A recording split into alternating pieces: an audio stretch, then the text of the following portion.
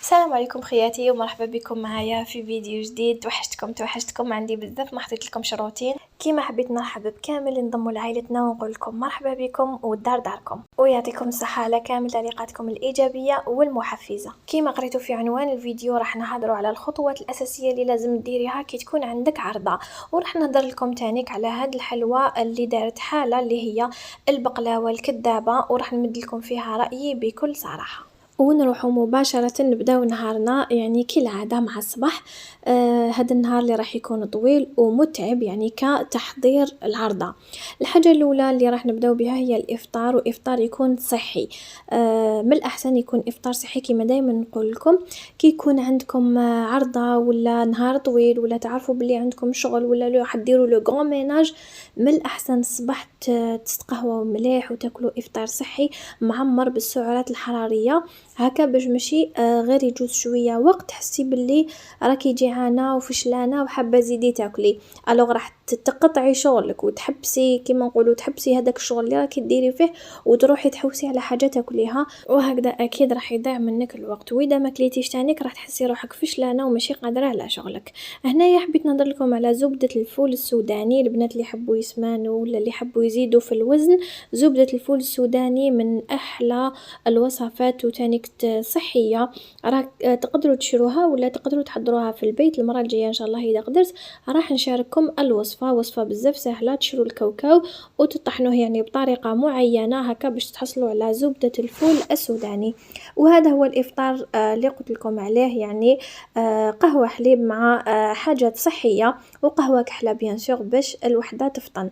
ومادامنا راح نهضروا على العرضه وعلى الخطوات الاساسيه، انا في رايي الخطوه الاساسيه في العرضات هي روحك، هي المراه اللي راح توجد هاد العرضه. وحده خطره في لي كومونتير قالت لي انايا كي تكون عندي عرضه نلقى روحي يومين وانا نجري ونطيب ونوجد ونسيق ونقي الحاله، وفي الاخير كي يجوا ضيافي كل مره نقول هاد المره نلحق روحي، بصح كي يجوا ضيافي نلقى باللي لقاوني هكذاك مازال ما لحقتش روحي للدقيقه الاخرى وانا نجري. دونك لازم تكوني درتي حساب لروحك انتي الاولى قبل العرضه هذه كامل. واذا شتي روحك ما تقدريش تنظمي روحك هكذا وحدك، احكمي ورقه وستيلو كيما دايما نقولها لكم. احكمي ورقه وستيلو، ديري بروغرام لنهارك كيفاش راح يجوز. الصباح راح ندير هكا، على 12 راح ندير هكا، مع العشيه راح ندير هكا. هذه نهار ولا يومين قبل العرضه تاعك. نهار العرضه تانيك نظمي روحك، وشنو هي الحاجه اللي تطيب الاولى وشنو هي الحاجه اللي تطيب الثانيه، الحاجه اللي تدي وقت في الطياب السبقي فيها، هذه هي. وقلت لك هنايا مازالنا نهضروا عليك انتي، عليك انتي يا اختيتي اللي لازم تسبقي في روحك، تكوني جبدتي شعرك نهار ما قبل، دوجتي بيان، دوجتي تري بيان. نهار طيبي ديري حاجه فوله على راسك، كي تكملي طيابك كامل وتشوفي بلي قريب يجيو الضياف، روحي بدلي نحي هذيك الجبه ولا الحاجه اللي كنتي طيبي بها، لبسي الحاجه اللي راح تستقبلي بها ضيافك. عاودي سقمي شعرك غير حاجه خفيفه، شويه بارفان ديودورون، ماكي خفيف وانتي كيما نقولوا كملتي العرضه تاعك. علاش العرضه تاعك الا كانت ما لازمش تكون ناقصه، يعني الا كانوا لي بلا شابين والدار نقيه وانتي ما كنتيش بريزونطابل وما كنتيش قد هذيك العرضه، صدقيني العرضه تاعك راح تكون ناقصه وما راح تكون فريمون هكا كيما يلزم الحال. لازم كيما وجدتي دارك توجدي روحك توجدي ولادك، وتكون العرضه تاعك الله وتكوني لا تنسى. هنايا قبل ما نكملوا الخطوات الاساسيه تاع العرضه، حبيت نشارك معكم هاد لاستيوس اللي انا نستعملها. بيسك انايا ما عنديش اسبيراتور وعندي هاد الزربيه، نحب نقيها واش ندير. مام الا كانوا عندي دي طاش فيها كيما شفتوا ندير بسينه تاع الماء يكون فيها ما شويه دافي، نحط فيه كميه تاع الخل الابيض ولا الخل اي نوع تاع الخل، وندير معاه هذاك المعطر تاع امير ولا اي معطر تاع الارضيات، ونعصر هذيك الطرشونه ونجوز عليها بعد ما نكون بيان سور الزربيه تاعي نفضها كامل ورفدت هذاك التخش الزايد بالباله، يعني رفدته وبكشيته صغيرة، ومن بعد نبدا نحك فيها بهذيك الطرشونه. صدقوني اي وسخ راح يتنحى، مام هذاك الغبار الرقيق اللي يتنحى بلاسبيغاتور راح يتنحى لكم. بيان سور الطرشونه تاعكم اعصروها تري تري بيان ومسحوا، راح تتحصلوا على نتيجه ما شاء الله. يعني جربوها واكيد ما راحش تندموا. حاجه واحده اخرى من بين الحاجات اللي لازم تحضريهم قبل ما يجوا ضيافك ولا قبل ما يجي النهار تاع العرضه، هي انه تسيقي كامل دارك بيان وتفحفحيها وتمسحي لها كامل الغبره وتغلقي الحاله وتكوني موجدتها الغدوه من داك. علاش؟ باش غدوه من داك تبقاي غير طيبي لا تياب الطياب، ما تلتيش تنقي وتسيقي تما. ما راش كاع تقدري تنقي الدار الصباح وتزيدي تدخلي للكوزينه والعشيه عندك عرضه. هذه هي من بين الاسباب اللي تخلي المراه ما تلحقش روحها مع الاخر، باسكو علاه نهارها ما تقسموش ولا الشغل تاع العرضه هذاك ما تقسموش، تخلي حتى نهار اللي تلحق العرضه وتنوض صباح باكري وتبدا تخدم. هكذا راح تجهدي روحك. مام كي تروحي تستقبلي ضيافك ما تقدريش تستقبليهم بالضحكه وبالقسره، خاطرش تكوني سي بون عييتي، هذيك الطاقه تاعك تكوني استنزفتيها كملتيها كامل في لا جورني تاعك. معناتها نقي دارك بيان نهار قبل العرضه وهذاك النهار تاع العرضه تكوني طيبي فيه وتوجدي فيه روحك. هذا ما كان. حاجه واحده اخرى بزاف اساسيه، لازم تكوني تفاهمتي مع ضيافك على نهار تاع العرضه واللي يكون يوالمك ويوالمهم، وتكوني على الاقل بلغتيهم بسمانه من قبل. ماشي انتي تكوني دايره حسابك باللي بالخميس تعرضيهم وتقولي لهم بلا 4 مع العشيه، لا لا، اعلميهم 4 ايام 5 ايام من قبل هكا باش هما يديروا حسابهم، ولا ما ساعدتهمش تانيك يبدلوا معاك النهار ويقولوا لك هذاك النهار هو اللي ساعدنا، يعني يبدلوا معاك النهار اللي ساعدهم. وبيان سور لازم تكوني حددتي الميزانيه المناسبه لهاد العرضه، معناتها تشوفي شحال عندك دراهم وشحال راكي قادره تصرفي على هاد العرضه تاعك، وتقسمي هادوك الدراهم شويه قيس الماكله وتخلي تانيك شويه للديسير وكامل. يعني الميزانيه تاعك تعرفي كيفاش تقسميها. كيما حبيت نهضر على واحد النقطه بزاف مهمه، واللي هي كاين نساء كيشوفوا وصفه شابه في اليوتيوب ولا في التلفزيون ولا تشوفها بزاف بريزونطابل وشابه وتحمر الوجه، تروح تجربها وديرها لضيافها. راح نقول لك عمرك ما تديري وصفه ما جربتيهاش من قبل لضيافك. يعني كي يكونوا عندك الضياف ولا كاش مناسبه لازم تكوني سيتي على الاقل هذيك الوصفه مره من قبل، خاطرش تقدر في الدقيقه الاخرى ما تنجحلكش ولا تحشمك، ومن بعد تلقاي روحك حاصله وتلقاي روحك حاصله بمن راح تعوضيها وتعيشي تشري في الدجاج محمر ولا كاش حاجه تعوضي بها هذا الطبق. نقطه واحده اخرى بزاف مهمه وهي تناسق الالوان فوق الطاوله. معناتها فوق الطابله تاعك ما لازمش يكونوا الالوان كامل حموره وما لازمش تاني يكونوا كامل بيوضه. معناتها اذا درتي حاجه صوص بلونش، زيدي حاولي كيفاش ديري طبق واحد اخر يكون لاصوص تاعو غوج. اذا درتي كاش حاجه بلا بيشاميل ولا بلا صوص فروماجير ولا يعني اللون تاعها يكون ابيض، حاولي كيفاش تزينيها من الفوق وتكسري الالوان، وحاولي كيفاش الاطباق تاعك ما يكونوش كامل صوص غوج وما يكونوش كامل صوص بلونش، هكذا باش الالوان تاعهم فوق الطابله يكونوا يشهيو والطابله تاعك تكون زاهيه وتشهي قبل ما يقعدوا ياكلوا فيها.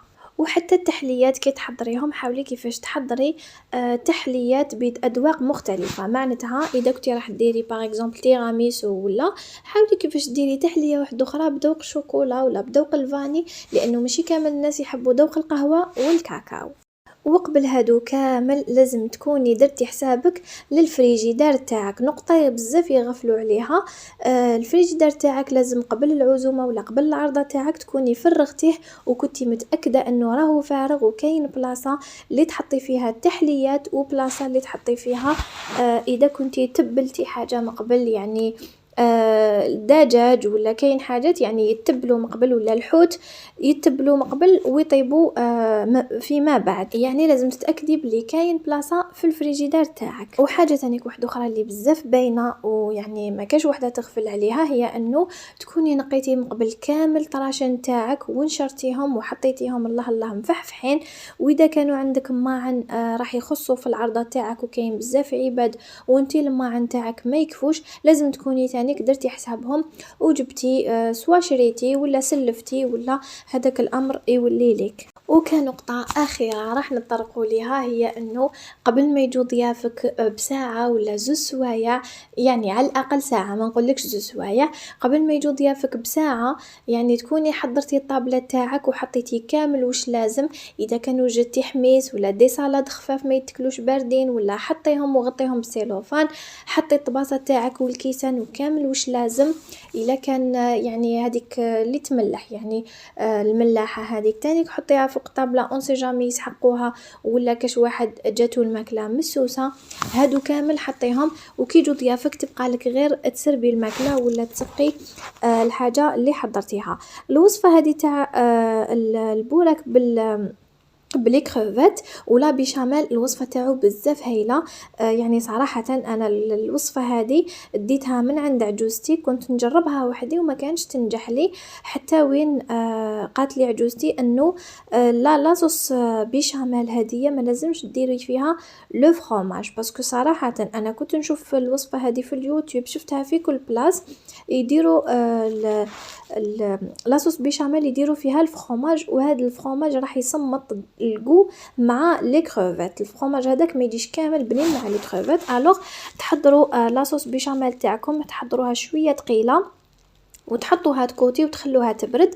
من جهه واحده اخرى ولا في الاول نكون حطيت لي كروفات هذوك درتهم في المقله مع شويه زيت وزبده، نطيبهم مده دقيقه برك مع شويه تاع الثوم شويه تاع الرند، بلا حبيتو تزيدوا الزعتره وشويه تاع الكمون كيما على بالنا الحاجه تاع البحر كامل تحب الكمون.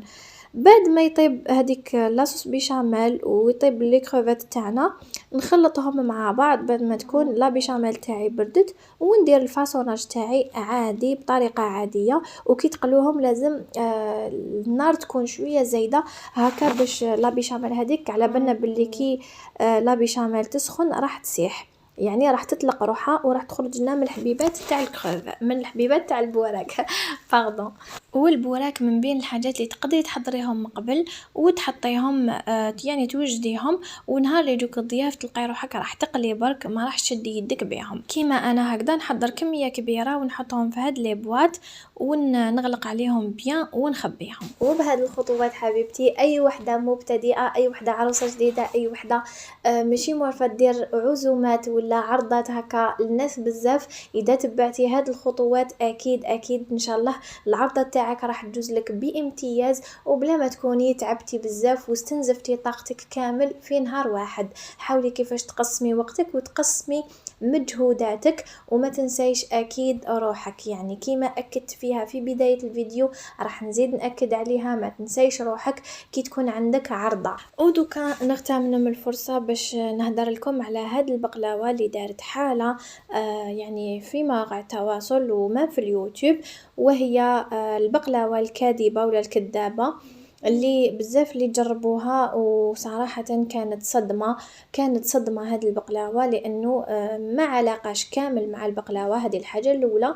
والحاجة الثانية أنه تجي معجنة في الوسط، يعني في الفوق الطيب والتحت الطيب وفي الوسط تبقى معجنة ما راحش طيب لنا، يعني خسارة التعب وخسارة المجهود وخسارة المقادير خاصة. ومن المؤسف أنه هذا هو الشيء اللي لحقنا له في اليوتيوب، وصفات ينداروا هكذا برك، المهم لزيادة المشاهدات، المهم وصفة جديدة، المهم وصفة بالك دي فوا ما تلقايش عندها علاقة كامل بالبنة ولا بالحلويات، كيما هذيك الوصفة تاعنيك تاع مضاعفة المارغرين اللي أنا كنت ضدها، لأنه الوصفة هذيك ماهيش برك ماهيش مليحة للصحة، وإنما ممكن طيبي الحلوى تكون غير صحية. كي تعاودي ديري يعني تعاودي طيبيها مرة أخرى ما راحش تكون صحية صراحة. وبهذا البقلاوة خياتي نكون وصلنا لنهاية الفيديو تاع نهار اليوم، وكدعم ليا ما تنساش اختيتي تخلي لي جام هكذا باش يطلع الفيديو ويلحق الأكبر نسبة من المشاهدين، وبيان سور شاركيه مع كامل حباباتك هكذا باش تعم الفائدة والاستفادة. دوكا ما بقى لي غير نقول لكم تهلاو في روحكم روحكم، نتلاقاو في فيديو جاي ان شاء الله. تهلاو لي بزاف في روحكم وبقاو على خير. واي حاجه نسيتها ولا اي حاجه حبيتوا تسقسوني عليها خلوها لي في التعليقات، راح نقراهم كامل ان شاء الله. واذا حبيتوا تتواصلوا معايا في الانستغرام، راح نخلي لكم اسمه اسفل الشاشه، ولا راح نخلي لكم الرابط تاعو في صندوق الوصف.